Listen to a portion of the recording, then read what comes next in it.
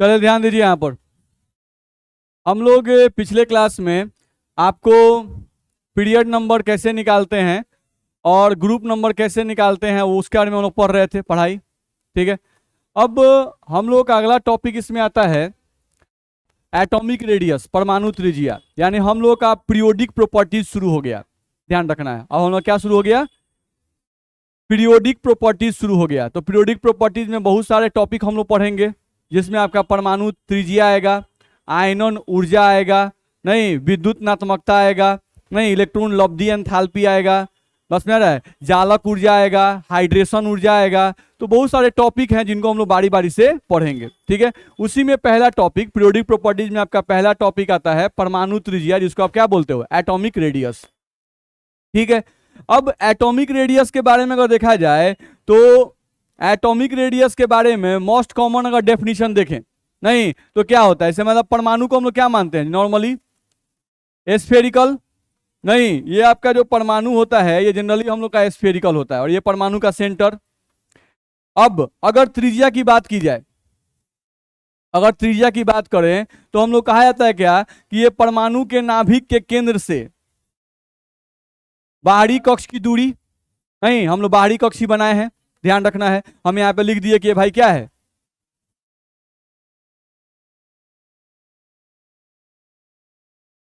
बाहरी कक्ष। नहीं, और यहां पर जो हम लोग लिए हुए हैं यहाँ पर क्या है, केंद्र है, ध्यान रखना है, नाभिक या नाभिक का केंद्र भी आप बोल सकते हैं, सिंपली इसको नाभिक या नाभिक का केंद्र भी आप बोल सकते हैं। तो हम लोग को ध्यान रखना है कि ये हो गया आपका बाहरी कक्ष और नाभिक ये हो गया। तो नाभिक से बाहरी कक्ष के बीच की जो दूरी होती है उसी दूरी को क्या कहेंगे,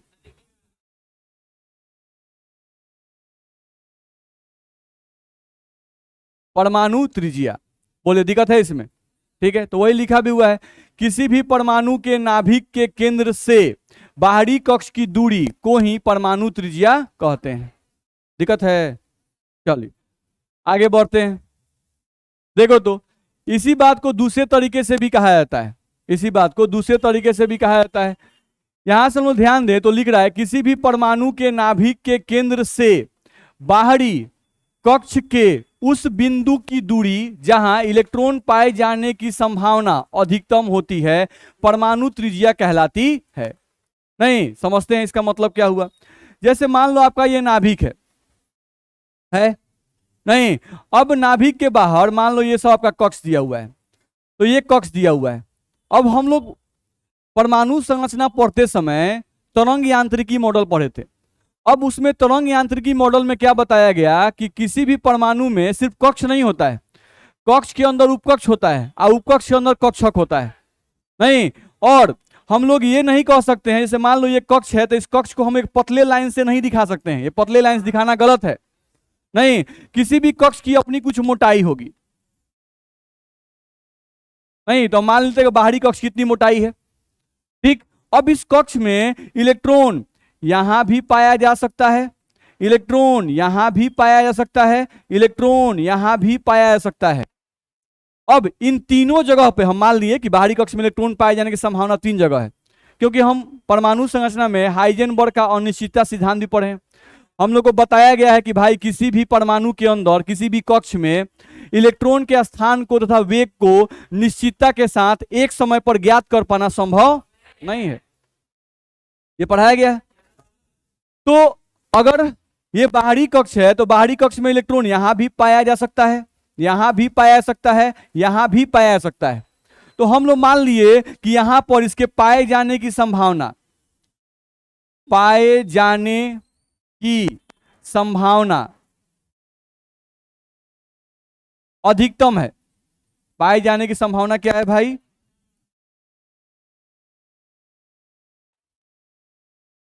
अधिकतम है।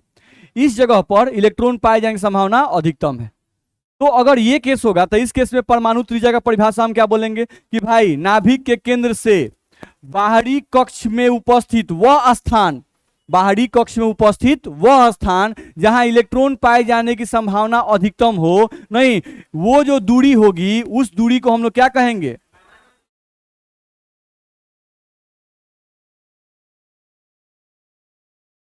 बोलो दिक्कत है? तो परमाणु त्रिज्या का परिभाषा हम लोग को पूछा था, दो तरीके से हम लोग बताए। नहीं, एगो पुराना परिभाषा जिस समय कक्ष को हम लोग पतले लाइन से दिखाते थे। नहीं, ये सबसे पहला परिभाषा आया, ध्यान रखना है। तो ये सबसे पहला परिभाषा आया जिसमें आप कक्ष को पतले लाइन से दिखाते थे। तो उस समय अगर आज भी कक्ष को पतले लाइन से दिखाना होता तो परिभाषा देना बड़ा आसान। नहीं, सिंपली बोलते कि भाई किसी भी परमाणु के नाभिक के केंद्र से बाहरी कक्ष की जो दूरी होती है उसी को क्या कहेंगे? परमाणु त्रिज्या। नहीं, लेकिन यह परिभाषा क्या हो गया? लेकिन यह परिभाषा गलत हो गया। क्यों गलत हो गया? कहे कि कक्ष को पतले लाइन से दिखाना गलत है। नहीं, यह परिभाषा गलत हो गया। क्यों गलत हो गया? क्योंकि कक्ष को शार्प लाइन यानी पतले लाइन, शार्प लाइन से दिखाना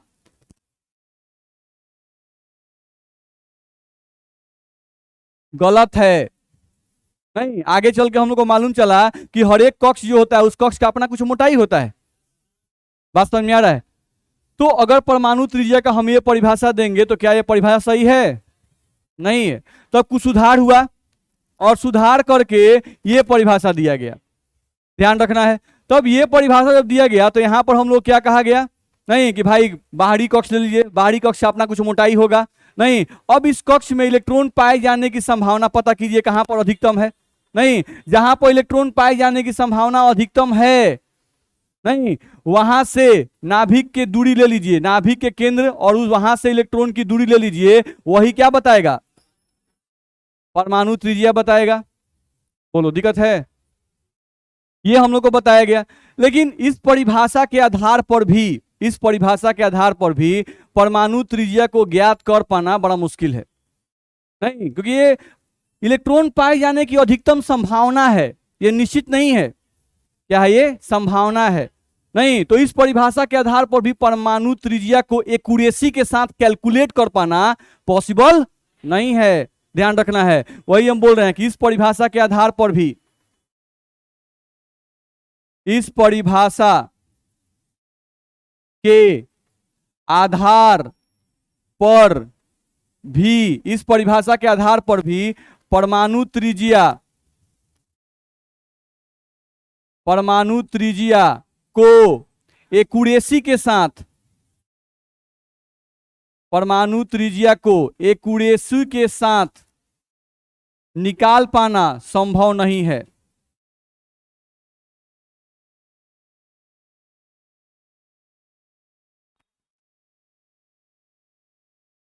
बोलिए, इसमें दिक्कत है? तो ये बात हम लोग को ध्यान में आया कि इस परिभाषा के आधार पर भी परमाणु त्रिज्या को एक्यूरेसी के साथ निकाल पाना संभव नहीं है, ध्यान रखना है। नहीं, इस परिभाषा से भी परमाणु त्रिज्या का एक्यूरेट मान निकालना दिक्कत है, आसानी से नहीं निकलेगा। चलिए, अब क्या क्या दिक्कत आता है थोड़ा समझा जाए, देखा जाए क्या हम लोग कह रहा है। समझे? लिख रहा है कि लेकिन इस परिभाषा के अनुसार परमाणु त्रिज्या को परिभाषित करने में अनेकों कठिनाइयां आती हैं। नहीं, क्या क्या कठिनाई आता है भाई? ठीक है, पहला लिख रहा है इसमें कि परमाणु के कक्षों में इलेक्ट्रॉन क्लाउड की बाउंड्री को शार्प नहीं होती है। नहीं, यहां बोला है परमाणु के कक्षों में इलेक्ट्रॉन क्लाउड्स की बाउंड्री शार्प नहीं होती है, जो हम लोग पहला गलती बता रहे थे उसका रीजन बता रहा है। नहीं, तो ये क्या बोल रहा है कि अगर आप कोई भी परमाणु अगर खींच रहे हो और ये कक्ष खींच रहे हो इस तरफ से, तो क्या यहां पर अगर इलेक्ट्रॉन है तो इलेक्ट्रॉन के कक्ष को शार्प लाइन से दिखाना सही है? कक्ष को शार्प लाइन से, पतले लाइन से दिखाना क्या है? गलत है। इसलिए जो हम लोग पहले परिभाषा पढ़े वो क्या हो गया? गलत हो गया। मेरी बात समझ में आ रही है? तो वही बात यहां से लिख रहा है कि परमाणु के कक्षों में इलेक्ट्रॉन क्लाउड्स की बाउंड्री, जहां इलेक्ट्रॉन रहते हैं, नहीं, और इलेक्ट्रॉन वेव की तरह मोशन करते हैं। कैसे मोशन करते हैं? वेव की तरह, ध्यान रखना है। तो उनको इलेक्ट्रॉन बादल कहा जाता है, क्योंकि उनका स्पीड बहुत ज्यादा होता है। इलेक्ट्रॉन का स्पीड क्या होता है? बहुत ज्यादा होता है, उनके वेव का मोशन जो उनका जो स्पीड होता है वो बहुत ज्यादा होता है। तो जब ज्यादा होता है तो लगता है कि वो बादल की तरह मोशन कर रहे हैं, नहीं, बस समझ आ रहा है। तो हम लोग इलेक्ट्रॉन के यानी इलेक्ट्रॉन क्लाउड्स बोले या कक्ष बोले, उनको पतले लाइन से दिखाना क्या है, गलत है। वही बात यहां से बोला गया। चलो, इसका कारण यह है कि नाभिक से बहुत दूर जाने पर भी इलेक्ट्रॉन्स पाए जाने की संभावना खत्म नहीं होती है। नहीं, क्यों? क्योंकि हम लोग बोल रहे हैं कि आपको अगर बोला जाए कि हम बोले कि नाभिक से बाहरी कक्ष में इलेक्ट्रॉन एकदम यहीं पर रहेगा, क्या ये फिक्स है? नहीं, फिक्स नहीं है। हम लोग हाइजेनबर्ग का अनिश्चितता सिद्धांत पढ़े हुए हैं। हम लोग को पढ़ाया गया है कि इलेक्ट्रॉन जो है उसका स्थान निश्चित नहीं है। इलेक्ट्रॉन बाहरी कक्ष में यहां भी हो सकता है, इलेक्ट्रॉन यहां भी हो सकता है, इलेक्ट्रॉन हम लोग का यहां भी हो सकता है, इलेक्ट्रॉन हम लोग का और आगे भी हो सकता है, ध्यान रखना है। नहीं तो अगर हमको परमाणु त्रिज्या परिभाषित करना है तो कौन सा त्रिज्या लिया जाए, ये वाला, ये वाला कि ये वाला? नहीं, ये एक्यूरेट है ही नहीं, क्योंकि ये बोल रहा है, हाइजेनबर्ग ने कहा कि इलेक्ट्रॉन किसी भी कक्ष में किस स्थान पर एक्यूरेट रहेगा यह बता पाना असंभव है। तो अगर ये बता पाना असंभव है तो हम कौन सा दूरी ले लें? नहीं, किस त्रिज्या को मान लें कि भाई यह त्रिज्या सही है, कि यह त्रिज्या सही है, कि यह त्रिज्या सही है। तो इसलिए ये जो परिभाषा दिया गया कि भाई नाभिक से बाहरी कक्ष में उपस्थित इलेक्ट्रॉन की जो दूरी होती है उसी को परमाणु त्रिज्या कहेंगे, ये परिभाषा पूर्णतः सही नहीं है। क्योंकि बाहरी कक्ष में इलेक्ट्रॉन का स्थान निश्चित नहीं रहता है। बाहरी कक्ष में इलेक्ट्रॉन का स्थान यहां भी हो सकता है, यहां भी हो सकता है, यहां भी हो सकता है, यहां भी हो सकता है। नहीं तो किस त्रिज्या को हम लोग सही मानेंगे? मेरी बात समझ में आ रही है? तो क्यों परिभाषा पहला जो आया वो गलत हुआ, उसी का कारण ये हम लोग को बता रहा है। समझ में आ रहा है? चलिए अगले पॉइंट पे हैं। दूसरा क्या कठिनाई आता है उसको बोला गया, लिखा हुआ है कि सामान्यतः परमाणु प्रकृति में अणु के रूप में पाए जाते हैं। क्या रूप में पाए जाते हैं? अणु के रूप में। जैसे कोई बोलता है कि अगर हाइड्रोजन को देखो, नहीं तो हाइड्रोजन जो है वो प्रकृति में किस रूप में पाया जाता है? H2 के रूप में। अगर हम क्लोरीन लिखते हैं तो किस रूप में पाया जाएगा? Cl2 के रूप में। नहीं पाया जाता है। तो वही ये बोल रहा है कि सामान्यतः परमाणु प्रकृति में अणु के रूप में पाए जाते हैं। इन अणुओं में से एक परमाणु को अलग करके उसकी परमाणु त्रिज्या को ज्ञात करना कठिन है। नहीं, अब मान लो कि यहां पर H2 है, नहीं तो H2 है तो यहां पर तो मान लो कि ये हाइड्रोजन है, एक कक्ष, ये हम लोगों का हाइड्रोजन है दूसरा कक्ष। अब ये H और H आपस में सटा हुआ है, नहीं ये दोनों आपस में मिक्स हो गया है, आपस में बॉन्ड बना लिया। नहीं तो अगर ये आपस में बॉन्ड बना लिया भाई तो एक दूसरे में बहुत चिपक गया, बहुत नजदीक आ गया। नहीं तो चलिए अब ये कितना अंदर गया है, नहीं ये इसके कितने अंदर घुस गया है, ये इसके कितने अंदर घुस गया है। चलिए नाभिक के केंद्र से कक्ष का दूरी कहां तक लिया जाए, ये क्या एक्यूरेसी से पता कर पाना पॉसिबल है? नहीं। बात समझ में आ रहा है? अब करना क्या पड़ेगा कि यहां पर H और H के बीच जो बॉन्ड है इस बॉन्ड को पहले तोड़ो। नहीं, बॉन्ड तोड़ के यानी ये जो बॉन्ड हम लोग का यहां से लेकर यहां तक जो बॉन्ड हम लोग का बना हुआ है इनके बीच के बॉन्ड को तोड़ो, अलग से एक हाइड्रोजन परमाणु को निकालो। नहीं तब जाके इसके नाभिक और कक्ष के बीच का दूरी निकालो, तब ना परमाणु त्रिज्या निकलेगा भाई। मेरी बात समझ में आ रही है? तो परमाणु त्रिज्या अगर हम लोग को निकालना है तो एक कठिनाई और क्या है कि कोई भी परमाणु परमाणु के रूप में नहीं पाया जाता है, हर एक परमाणु अणु के रूप में पाया जाता है। नहीं, अब परमाणु में से पहले अणु में से परमाणु को निकाल के अलग कीजिए, अणु में से परमाणु को निकालकर अलग कीजिए। नहीं, और उसके बाद परमाणु त्रिज्या को कैलकुलेट कीजिए, और भी परमाणु त्रिज्या कैलकुलेट करने जाइएगा बाहरी कक्ष में तो इलेक्ट्रॉन का स्थान पता नहीं है कि इलेक्ट्रॉन जो है हम लोगों का एक्यूरेट यहीं पर पाया जाएगा, ये फिक्स नहीं है। मेरी बात समझ में आ रही है? तो सब दिक्कत है भाई। मेरी बात समझ में आ रही है? नहीं तो ये हम लोग का दूसरा कठिनाई आया कि भाई कोई भी परमाणु प्रकृति में अणु के रूप में पाया जाता है। अब परमाणु त्रिज्या अगर आपको निकालना है तो पहले अणु में से परमाणु को निकाल के अलग करना पड़ेगा, तब त्रिज्या को मापना पड़ेगा। तो ये भी एक कठिनाई है। चलिए अगला कठिनाई पे आइए। अगला कठिनाई क्या कह रहा है देखा जाए, लिख रहा है क्या कि एक परमाणु कई अलग अलग दूसरे परमाणुओं के साथ आबंध बनाते हैं, जिसके कारण इनके बाहरी कक्ष के इलेक्ट्रॉन क्लाउड्स प्रभावित होते हैं। कभी इलेक्ट्रॉन क्लाउड्स फैल जाते हैं तो कभी इलेक्ट्रॉन क्लाउड्स सिकुड़ जाते हैं। इस कारण से भी परमाणु त्रिज्या एक्यूरेसी के साथ ज्ञात कर पाना कठिन है। नहीं समझते हैं? जैसे मान लो सिंपल एगो हाइड्रोजन का लो, तो हाइड्रोजन का तुम एक जानते हो कि हाइड्रोजन हाइड्रोजन से बॉन्ड बनाता है और कौन सा मॉलिक्यूल बनाता है? H2 बनाता है भाई। हमको ये भी पता है कि हाइड्रोजन जो है वो क्लोरीन से भी अभिक्रिया करके HCl बनाता है, जो कि एक अम्ल है। हम लोग को ये भी पता है कि हाइड्रोजन जो है वो मेटल से भी अभिक्रिया करता है, Na सोडियम हाइड्राइड बना रहा है ना भाई। अच्छा चलो, यहां पर हाइड्रोजन हाइड्रोजन दोनों सेम है? नहीं, इनके बीच में यहां जो बॉन्ड बना हुआ है, ये जो बॉन्ड बना हुआ है, ये बॉन्ड कंप्लीट 2 इलेक्ट्रॉन से बना है। इसमें एक इलेक्ट्रॉन हाइड्रोजन का है और एक इलेक्ट्रॉन इस हाइड्रोजन का है, तो दोनों इलेक्ट्रॉन बीचों बीच नहीं, दोनों का ताकत क्या है? सेम है, तो दोनों का इलेक्ट्रॉन बीचों बीच। चलो यहां पे आ जाओ। HCl को जब तुम तोड़ोगे तो HCl में होता क्या है, ध्यान समझो। क्लोरीन ज्यादा ताकतवर होता है और हाइड्रोजन कम ताकतवर होता है, तो क्लोरीन हाइड्रोजन का इलेक्ट्रॉन छीन लेता है। तो इसका इलेक्ट्रॉन छीन लेगा तो यहां पर H पर क्या आ जाएगा? प्लस चार्ज, और क्लोरीन पर क्या आ जाएगा? Minus charge.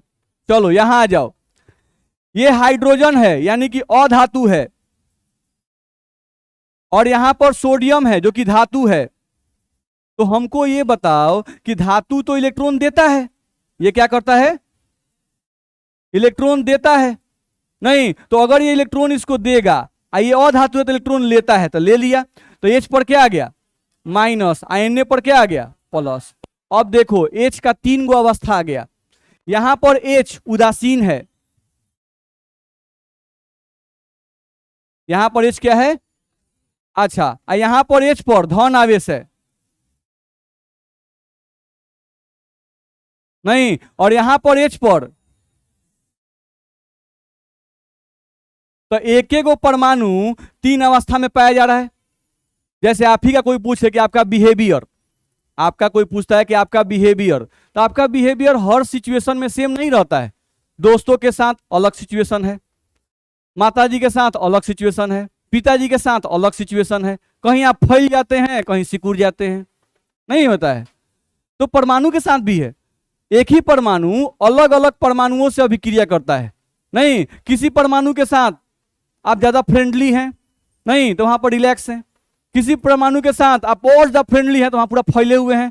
नहीं, कोनो परमाणु ऐसा भी है जो आपको तंग किए हुए है, तो वहां सिकुड़े रहिएगा, डराइल रहिएगा। बात समझ आ रहा है? तो सिचुएशन क्या है, यहां पर देख रहे हैं इनका इलेक्ट्रॉन छीन लिया गया, तो यहां सिकुड़ जाएंगे ही।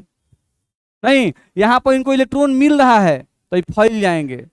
बस समझ आ रहा है? यहां पर सामान्य अवस्था में ही थोड़ा बहुत रहेंगे। मेरी बात समझ में आ रही है? तो ये भी देखना कि भाई एक एक गो परमाणु जो है उसका अलग अलग अवस्था पाया जाता है, तो किस अवस्था के आधार पर परमाणु त्रिज्या निकाला जाए, ये भी एक कठिनाई का बात है कि नहीं है? मेरी बात समझ में आ रही है? तो हम लोग पढ़ क्या रहे हैं? हम लोग पढ़ रहे हैं कि परमाणु त्रिज्या को निकालने में क्या क्या कठिनाइयां हम लोग को आ रही हैं। नहीं, अगर हम लोग सिंपल ये परिभाषा बोल रहे हैं कि भाई ये नाभिक है और ये बाहरी कक्ष है, तो नाभिक से बाहरी कक्ष के बीच की जो दूरी है इसी को परमाणु त्रिज्या बोलते हैं, ये परिभाषा नहीं, गलत है। नहीं, इस परिभाषा के आधार पर परमाणु त्रिज्या जो है एक्यूरेसी के साथ नहीं निकाला जा सकता है।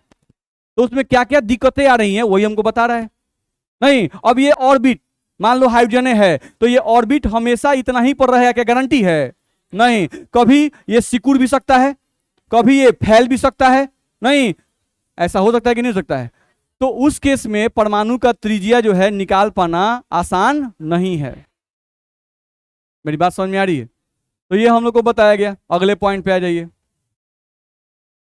चलो, लिख रहा है क्या कि एक परमाणु सिंगल बॉन्ड भी बनाता है, कभी डबल बॉन्ड भी बनाता है, ट्रिपल बॉन्ड भी बनाता है, ध्यान रखना है। नहीं, इससे भी परमाणु त्रिज्या प्रभावित होती है।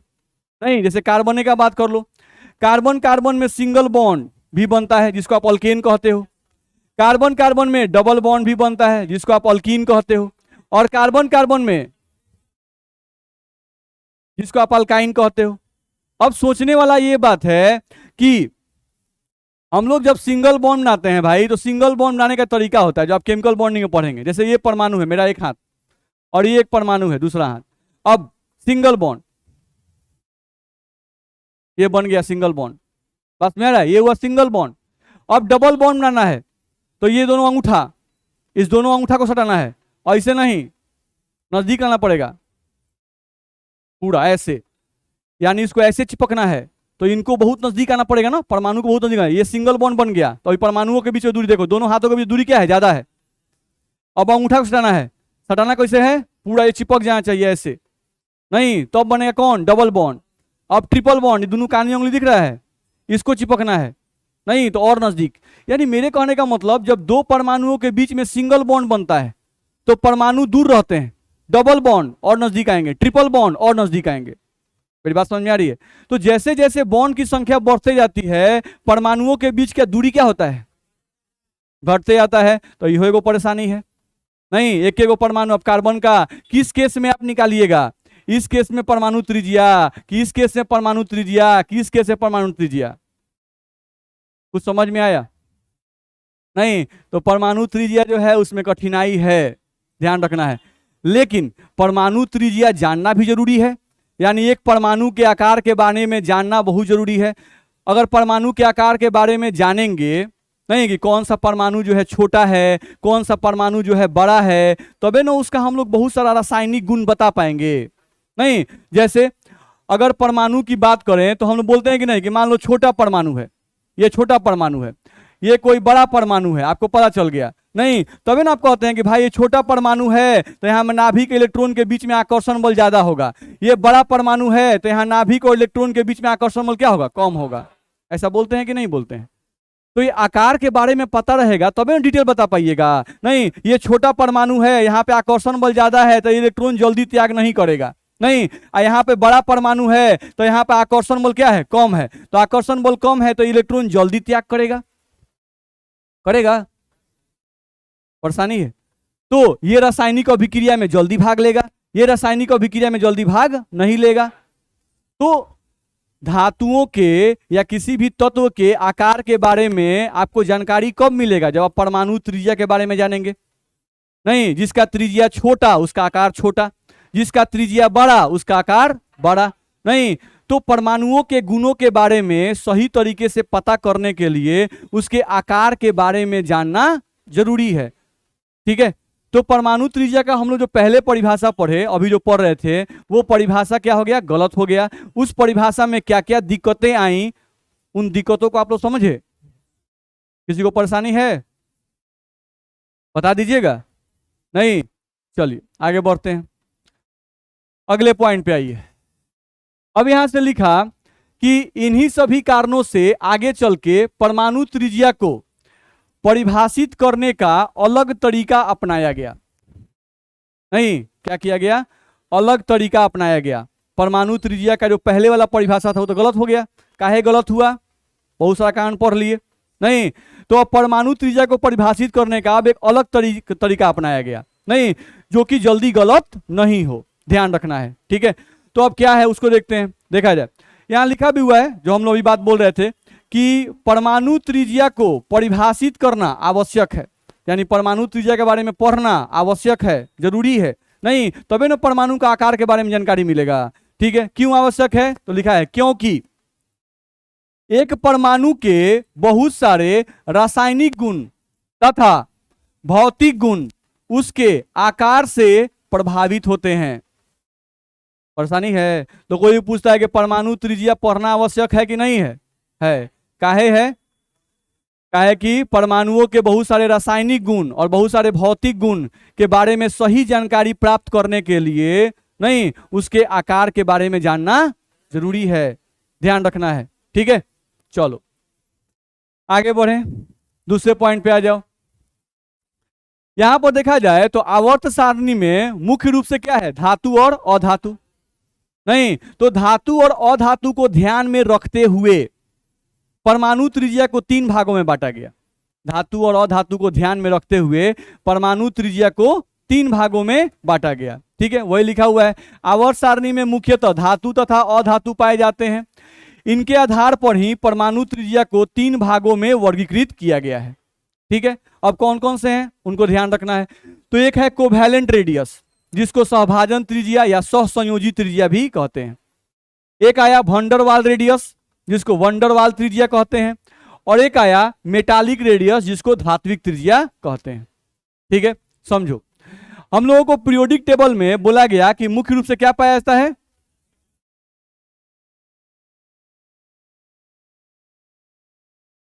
मेटल और नॉन मेटल। ठीक है, अच्छा थोड़ा बहुत तो आप जानते होंगे, जैसे जो मेटल होता है ना, ये आयनिक बॉन्ड बनाता है।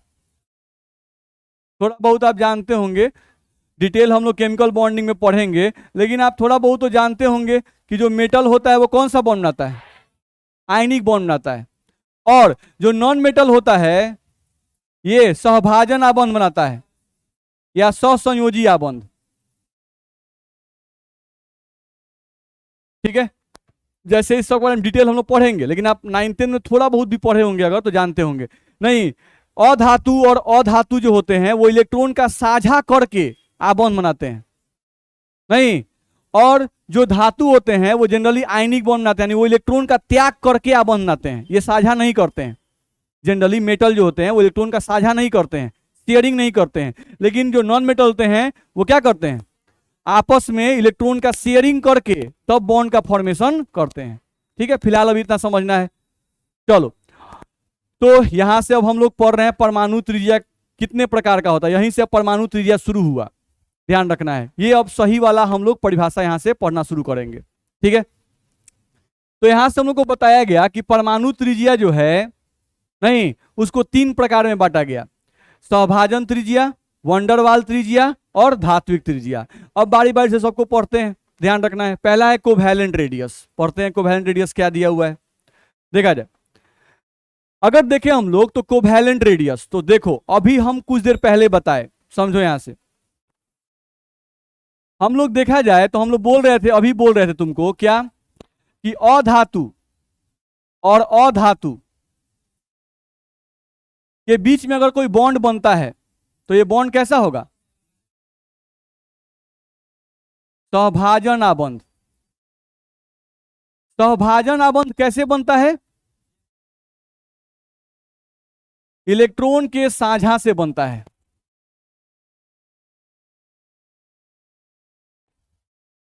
सहभाजन आबंध इलेक्ट्रॉन के साझा से बनता है, अधातु अधातु के बीच में जो बॉन्ड बनता है। हम लोग इसको एक बार समझाए भी थे। जैसे आपका फ्लोरीन है और ये भी फ्लोरीन है, तो फ्लोरीन के बाहरी कक्ष में आपको 7 इलेक्ट्रॉन होता है, 2 2 4 2 6 और 1 7। इसके पास भी 7, 2 2 4 2 6 और 1 7 होता है कि नहीं होता है, नहीं। अब इस फ्लोरीन के बाहरी कक्ष में भी 7 है, इसके पास भी 7 है, इसको भी 8 पूरा करना है अस्थाई होने के लिए। इस फ्लोरीन को भी 8 इलेक्ट्रॉन पूरा करना है तो इसको 1 चाहिए, इसको भी 8 पूरा करना है तो इसको भी 1 चाहिए। नहीं, तो क्या करे, ये जो फ्लोरीन है ये अपना इलेक्ट्रॉन इसको दे देगा, नहीं देगा।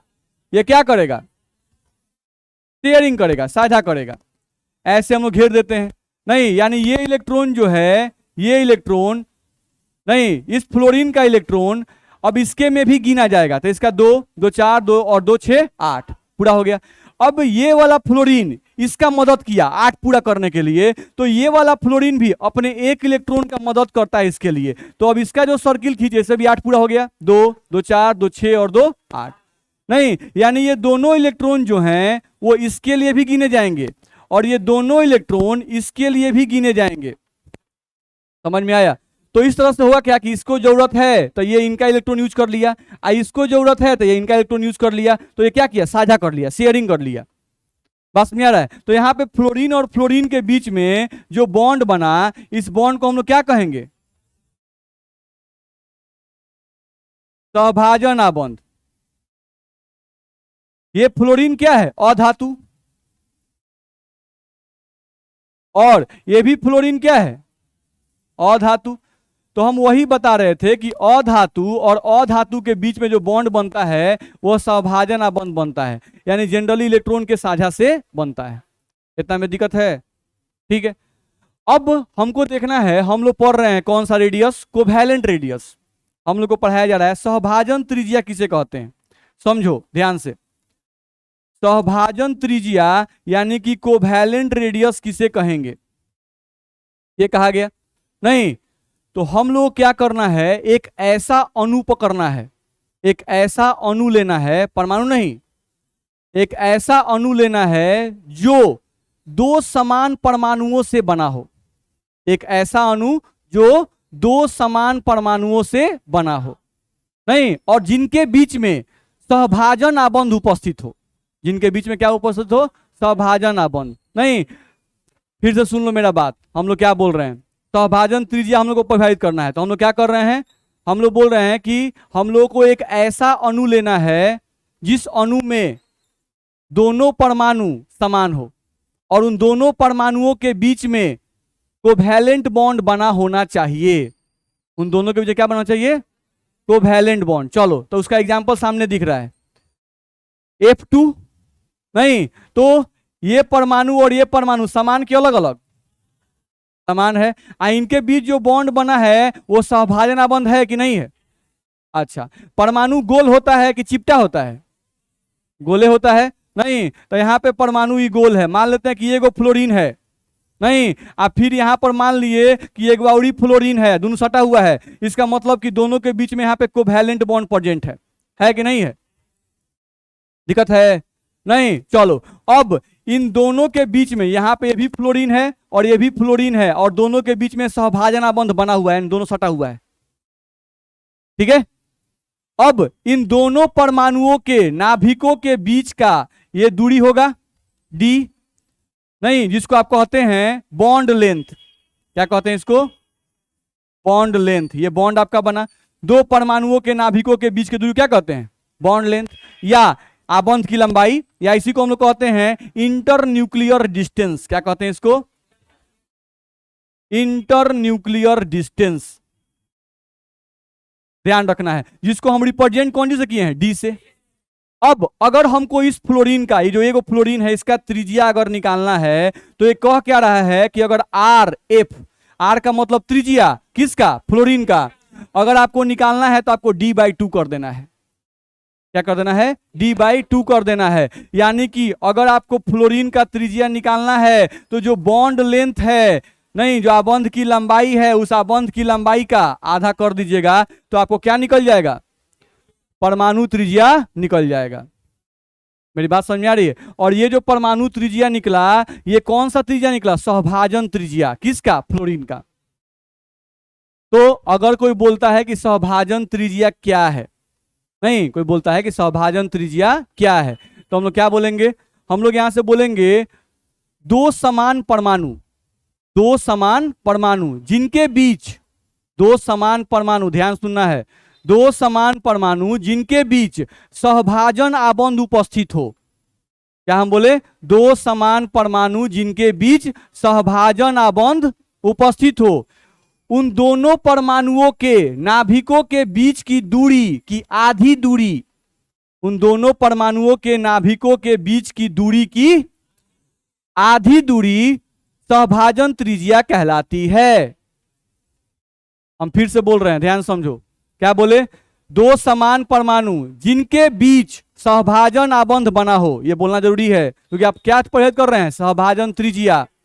नहीं, तो दो समान परमाणु जिनके बीच में सहभाजन आबंध उपस्थित हो, उन दोनों परमाणुओं के नाभिकों के बीच की दूरी की आधी दूरी सहभाजन त्रिज्या कहलाएगी।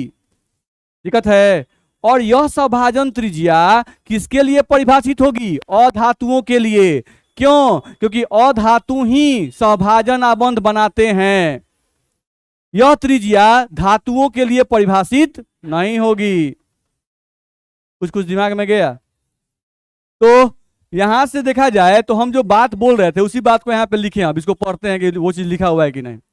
लिखा हुआ है दो समान परमाणु जिनके बीच सहभाजन आबंध बना हुआ हो, यही ना बोल रहे थे। ठीक है, उन दोनों परमाणुओं के नाभिकों के बीच की दूरी की आधी दूरी को ही सहभाजन त्रिज्या कहते हैं। परेशानी है? बोलो गधा सब, खाना खत्म हो गया है देह में का है? Yes sir. मतलब देह में का खाना खत्म तो है ना, बोल नहीं निकलता है। हाँ तो वही खाना ही तो एनर्जी देता है ना, अब खाना खत्म है एनर्जी खत्म। नहीं है? वही ना हो रहा है, जब हम लोगों का भोजन टूटता है तो वो एनर्जी देता है। नहीं, जब टूटने वाले भोजन की संख्या खत्म हो गई आपके बॉडी के अंदर तो एनर्जी उत्पन्न होना बंद हो गया। बात समझ में आ रहा है? देखा जाए, अब देखा जाए तो यहां से क्या लिखा हुआ है, यह त्रिज्या सामान्यतः किसके लिए, अधातुओं के लिए उपयोग की जाती है, क्योंकि अधातु तथा अधातु के बीच सामान्यतः कोवैलेंट बॉन्ड बनता है। बोलो परेशानी है? तो अगर कोई कोवैलेंट रेडियस का परिभाषा पूछेगा तो बता दीजिएगा कि नहीं बताइएगा? बता दीजिएगा। चलिए, तो ये आप समझ गए कोवैलेंट रेडियस। अगले पॉइंट पे आते हैं। यहां पर वही लिखा हुआ है जो हम लोग बोल रहे थे अभी, आर कोवैलेंट यानी कि कोवैलेंट त्रिज्या का फॉर्मूला 1/2 और दो नाभिकों के बीच की दूरी, वही लिखा हुआ है। या आर कोवैलेंट बराबर 1/2 और बॉन्ड लेंथ, यानी बॉन्ड लेंथ का आधा कर दो, या इसी को आप लिख सकते हो ऐसे भी। अगर वो बोलता आर कोवैलेंट नहीं तो 1/2, और यहां पर बॉन्ड लेंथ को इंटर न्यूक्लियर डिस्टेंस नहीं लिखे थे, तो अलग अलग तरीके से बुक में लिखा रहता है इंटर न्यूक्लियर डिस्टेंस। नहीं, इंटर न्यूक्लियर डिस्टेंस को हिंदी में क्या कहते हैं? इंटर मतलब अंतर, नाभिकीय दूरी। नहीं,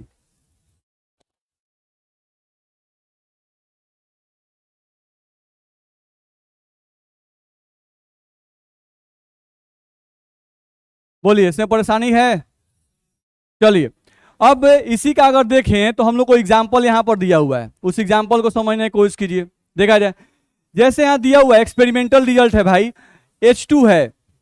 नहीं, अब H2 में देखो तो यहां पर H और H के बीच में बॉन्ड बना हुआ है कि नहीं बना हुआ है?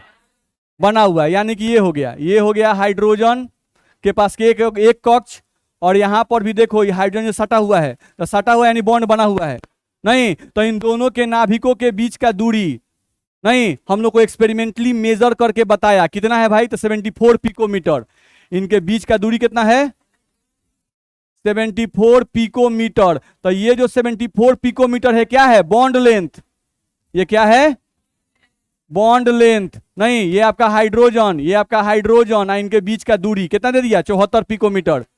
ध्यान रखना है। अब आपसे बोल रहा है कि कोवैलेंट रेडियस निकालिए हाइड्रोजन का, हाइड्रोजन का सहभाजन त्रिज्या। तो हाइड्रोजन का सहभाजन त्रिज्या कोई पूछ रहा है भाई, तो क्या करेंगे? 74/2 नहीं कर देंगे? कितना आएगा? 35 पिकोमीटर। बोलो दिक्कत है? नहीं निकाल लेंगे, सिंपल है। ऐसे ही क्लोरीन का भी दिया हुआ है Cl2। नहीं, तो यहां पर आपको Cl और Cl के बीच के बॉन्ड का लंबाई दिया हुआ है 198 पिकोमीटर। तो Cl का मतलब हुआ कि एगो क्लोरीन के पास कक्ष कएगो? 3 गो, एगो, दूगो, एगो, 3 गो। फिर आप एक और क्लोरीन लिए, एगो, दूगो, और तीसरा का जाके सट गया। नहीं, अब इन दोनों के नाभिकों के बीच का दूरी दिया हुआ है 198। ये जो है ये दिया हुआ है कितना? 198 पिकोमीटर, यहां से यहां तक दिया हुआ है। तो कोई बोले भाई कि एक क्लोरीन का, इस एक क्लोरीन का त्रिज्या बताओ, तो क्या करेंगे? इस दूरी का आधा। नहीं, तो हमको अगर निकालना है आर क्लोरीन यानी क्लोरीन का त्रिज्या, तो क्या करेंगे? 198 और बटा में 2, कितना आ जाएगा? 99, दूनवा 18, दूनवा 18, 99 पिकोमीटर आएगा। बोलो दिक्कत है इसमें? तो इस तरह से निकाल सकते हैं कि नहीं निकाल सकते हैं? ये एक्सपेरिमेंटल रिजल्ट है, दिया रहेगा तो निकलेगा, नहीं दिया रहेगा तो नहीं निकालेंगे। नहीं, अभी परमाणु त्रिज्या कुछ पढ़े थोड़े ना, अभी तो परमाणु त्रिज्या का इंट्रोडक्शन पढ़ रहे हैं। अब मेन आएगा परमाणु त्रिज्या को प्रभावित करने वाले कारक, उस पर मेन कॉन्सेप्ट है, उस पर फिर क्वेश्चन आएगा। बात समझ में आ रहा है? हम लोग कितना याद करेंगे, बहुत सारे पर एगो अकेला कार्बन का देखा जाए तो एगो कार्बन अकेला कोई एक गो परमाणु के साथ बॉन्ड बनाता है, नहीं असंख्य उसका है। कई गो में बॉन्ड का लंबाई याद कीजिएगा, कई गो का आधा कीजिएगा, माथा खराब हो जाएगा। बात समझ में आ रहा है? तो हम लोग को याद नहीं करना है, अगर निकालने के लिए देगा तो वैल्यू एक्सपेरिमेंटल आपको देगा, एक तरीका है। दूसरा, हम लोग कैसा क्वेश्चन आता है परमाणु त्रिज्या पर, तो कंपेयर करने के लिए आता है, नहीं जैसे आपको 4-5 परमाणु दे देगा और उसे बोलेगा कि इनके परमाणु त्रिज्या को बढ़ते हुए क्रम में से जाइए या घटते हुए क्रम में से जाइए, ऐसा क्वेश्चन आपको आता है। बात समझ में आ रहा है? तो वो सब हम लोग बनाएंगे, आएगा क्वेश्चन अपने आप। चलो आगे आते हैं। अगला हम लोग को यहां से लिख रहा है वंडरवाल रेडियस, नहीं एक हम लोग पढ़ लिए कोवैलेंट रेडियस, पढ़े ना। अब एक आ रहा है वंडरवाल रेडियस। वंडरवाल रेडियस क्या है भाई, समझा जाए पहले इसको, देखा जाए। वंडरवाल रेडियस के पहले जानना जरूरी है वंडरवाल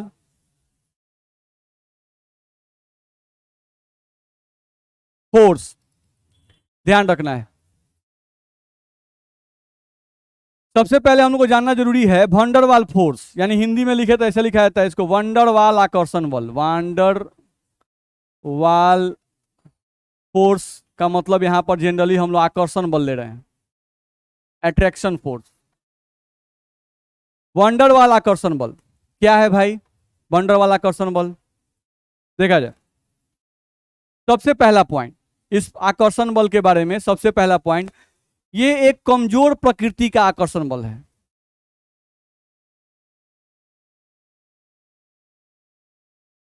बहुत ही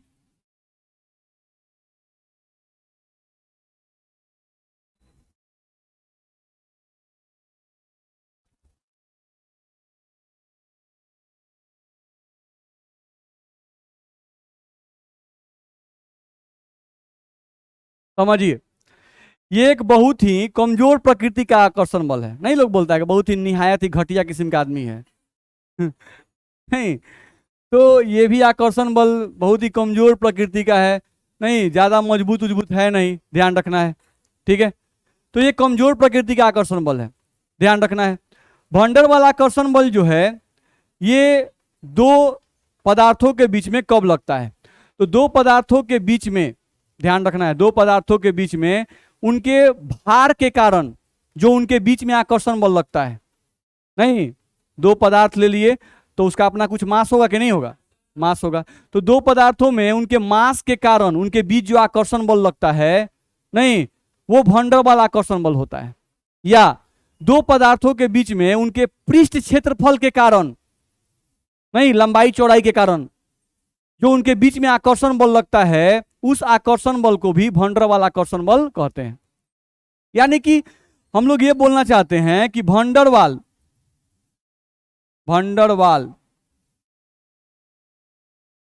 आकर्षण बल, वंडरवाल आकर्षण बल मुख्यतः भार तथा पृष्ठ क्षेत्रफल के कारण लगता है। भार तथा पृष्ठ क्षेत्रफल के कारण लगता है, ये कहा गया। वंडरवाल आकर्षण बल मुख्यतः भार तथा पृष्ठ क्षेत्रफल के कारण लगता है, ध्यान रखना है। अगर दो पदार्थ दे दिए जाएं और दोनों पदार्थ का वजन ज्यादा है, दो पदार्थ का वजन क्या है, ज्यादा है, तो उनके बीच में वंडरवाल आकर्षण बल ज्यादा लगेगा। अगर दो पदार्थ का वजन कम है तो उनके बीच में वंडरवाल आकर्षण बल कम लगेगा। नहीं, पृष्ठ क्षेत्रफल पे भी डिपेंड करता है। जैसे मान लो कि हमको ये दो हाथ है, नहीं अब इस दो हाथ में हम इनको ऐसे सटा रहे हैं तो इनके बीच में वंडरवाल आकर्षण बल कम लगेगा। ऐसी दोनों हाथ को ऐसे सटा रहे हैं तो ज्यादा सरफेस एरिया कांटेक्ट में आया, नहीं तो इनके बीच में वंडरवाल फोर्स क्या लगेगा, ज्यादा लगेगा। तो वंडरवाल आकर्षण बल इन दोनों हाथ में ज्यादा कब लगेगा, मास तो दोनों का सेम है, नापे नहीं है लेकिन सेम ही होगा नहीं, तो इन दोनों का मास लगभग क्या है, सेम है। तब क्या जी पे डिपेंड करेगा, सरफेस एरिया पर, कि भाई इनको कैसे आप कांटेक्ट में ला रहे हैं, नहीं ऐसे ला रहे हैं, ऐसे ला रहे हैं कि ऐसे ला रहे हैं, उस पे इनके बीच का वंडर वाल फोर्स डिपेंड करता है।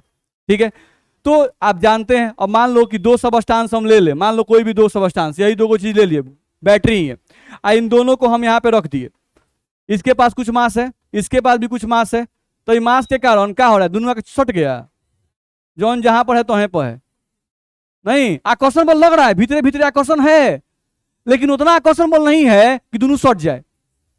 इसका मतलब क्या है, कमजोर आकर्षण बल। बात समझ आ रहा है, इसका मतलब क्या है, कमजोर आकर्षण बल। आकर्षण बल स्ट्रांग तब होता है नहीं जब एक कण को दूसरे कण के नजदीक लाएं, नहीं, और वो दोनों एक दूसरे को अट्रैक्ट करके चिपक जाए, तो हम कहते हैं अच्छा यहां आकर्षण बल ज्यादा है। जैसे इलेक्ट्रोस्टैटिक अट्रैक्शन फोर्स, प्लस का माइनस से अट्रैक्शन, नहीं नॉर्थ पोल का साउथ पोल से अट्रैक्शन। बस समझ में आ रहा है, तो ये अट्रैक्शन फोर्स जो होते हैं वो जनरली स्ट्रांग होते हैं, ध्यान रखना है। चार्जेस के बीच का आकर्षण, चुंबक के बीच का आकर्षण, मैग्नेटिक फील्ड, इलेक्ट्रिक फील्ड, ये सब अट्रैक्टिव फोर्स क्या होते हैं, स्ट्रांग होते हैं, नहीं। लेकिन वंडर वाल फोर्स कैसा है, मास के कारण लगने वाला आकर्षण बल, तो मास के कारण जनरली जो आकर्षण बल लगता है वो क्या होता है, कमजोर होता है, नहीं। और कमजोर आकर्षण बल का नाम क्या दे दिया गया, वंडर वाल आकर्षण बल, ध्यान रखना है। लेकिन कहीं कहीं बहुत काम करता है, जो आगे चल के आप पढ़िएगा, कहीं कहीं चल के ये बहुत इंपॉर्टेंट हो जाएगा, ध्यान रखना है। ठीक है, तो कहां पर होगा हम लोग देखेंगे, फिलहाल के लिए इतना बस समझ में आया। ठीक है, चलो आज के लिए इतना ही पढ़ते हैं, अगले क्लास में हम आगे बढ़ेंगे। इतना आप लोग रिवाइज करके आइएगा।